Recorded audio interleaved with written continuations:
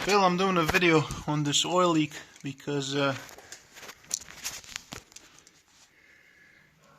had this thing pressure washed and it looked good for like a minute, and now you can clearly see we have a leak at the front crank seal, a leak around the oil pan,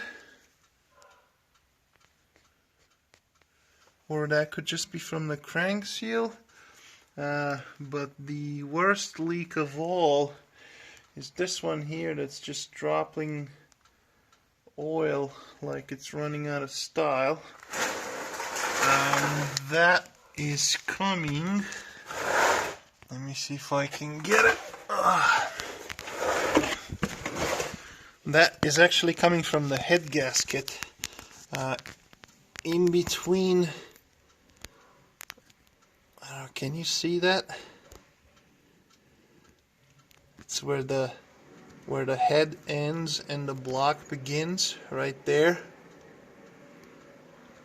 This apparently is a common problem on the M20 engine, which is this one. They do leak. Yeah, it's right there. I hope you can see it because it's kind of really hard to get in there with my phone. Let's see if I can get it from here. Just kind of zoom in.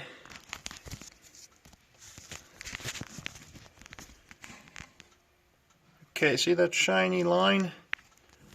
That's where. So that's right at the cylinder head on top of the block. That's just dripping down, and it's really coming, and it's making a mess in here. Now, this is not going to stay clean for long because that's a really big leak.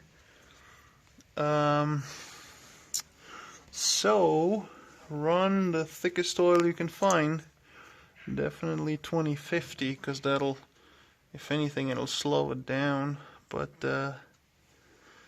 other than taking the head off and doing a head gasket, I don't know what you could do to this thing to make it stop leaking.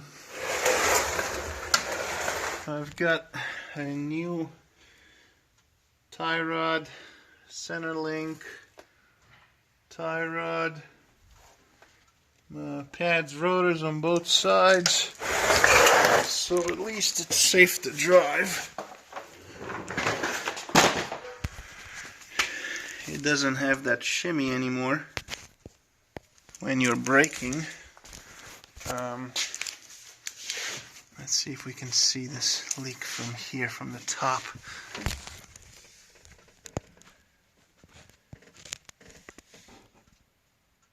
Can you see it? Yeah, the valve cover gasket does look actually pretty good. I mean, it's, you know, sweating, but it's definitely not dripping. This hose right here is getting ready to blow up. It's a little puffy there, and it's very soft, so that's obviously, that one's been replaced. This one feels alright. This one feels very rubbery and puffy. Let's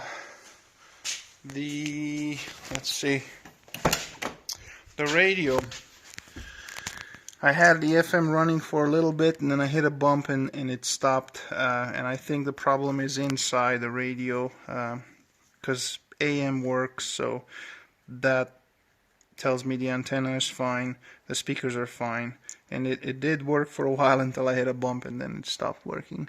So it's definitely the radio. I replaced the window switch on that other side, and now the window works, but it does clunk a little bit, so if you don't have to use it, don't use it, or don't roll it all the way down, but it does work. All four windows work now. The old switch is over there. The heat, well, both both heater core hoses are hot, like very, very hot. So that tells me the heater core is plugged. I don't know if you could flush it or not. In my experience, I've never been successful flushing a heater core in any car. And it's not a thermostat problem. It's just a clogged core. And I believe that is all of it on your list. So there you have it.